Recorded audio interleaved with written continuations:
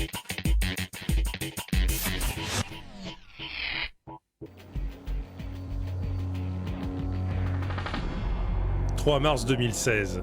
Une importante fuite d'acide se répand dans les locaux du Centre européen de la céramique à Limoges. 2 blessés intoxiqués, 200 personnes évacuées pour secourir les victimes et sécuriser la zone contaminée. C'est une équipe spécialisée des pompiers de Limoges qui intervient. Vous allez tout de suite chercher, faire un dégagement d'urgence sur la victime. Donc le portail bleu, vous descendez et elle serait en bas. Cette équipe, c'est celle de la cellule mobile d'intervention chimique. Ici, l'exercice consiste à simuler une fuite de chlore dans un lieu public. Le protocole est très rigoureux. Première priorité, évacuer la victime le plus rapidement possible, quel que soit le risque pour les secouristes. Deuxième étape, intervenir plus longuement sur le site contaminé pour traiter la fuite. Ça, c'est avant accident. D'accord ? Ça serait par là. Donc vous remontez les bidons pour pas qu'ils fuient. Vous faites la mesure, vous mettez en sécurité et vous remontez. On fera l'opération de neutralisation de récupération par un autre binôme. D'accord. On mettra 2 mecs en tenue de feu pour vous sortir s'il y a un problème, quoi. Pour intervenir dans un milieu hautement toxique, les pompiers de la cellule chimique disposent de scaphandres autonomes qui les protègent totalement du milieu extérieur. Qu'est-ce qu'il faut vérifier là avant de la pression, la respiration là ? La pression, l'étanchéité. Faut qu'on soit bien étanche pour pas qu'il y ait de possibilité de bouteilles ouvertes et pas qu'il y ait d'agents extérieurs qui viennent à l'intérieur de la combinaison. Et c'est étanche à quoi ? À tout. Tout. Donc vous êtes parfaitement autonome Autonome et isolé. Impossible de s'équiper tout seul. Les scaphandres pèsent plus de 20 kg et nécessitent au moins 15 minutes pour les revêtir. Ta bouteille est ouverte ? Ouais.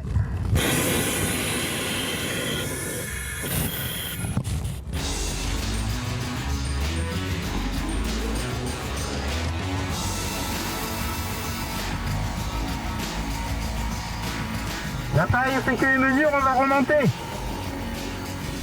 Après avoir mesuré la pollution et colmaté la fuite, les scaphandriers doivent être décontaminés. Une telle intervention est épuisante.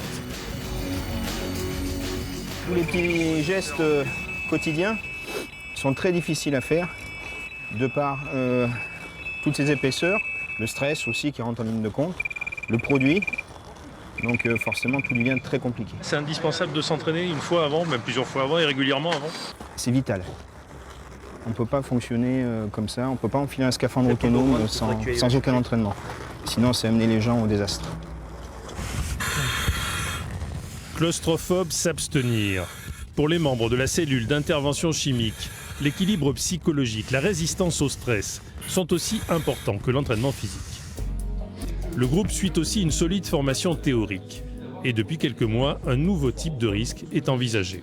En tout cas, on informe nos équipes sur comment reconnaître quel ou tel type de produit qui pourrait conduire à la fabrication d'un explosif. Et puis sans parler de risque attentat, on peut aussi penser à des gens ou des personnes jeunes qui voudraient reproduire ce type de choses et pourraient exposer leur vie et les gens qui sont avec eux. Risques liés au terrorisme, aux produits explosifs ou aux sites industriels sensibles. Transport de produits dangereux sur l'autoroute, fuite d'hydrocarbures ou atteinte à l'environnement. Quel que soit le péril, la quarantaine de pompiers spécialisés de la cellule mobile d'intervention chimique doit être en mesure de traiter la menace et d'apporter une solution pour protéger la population.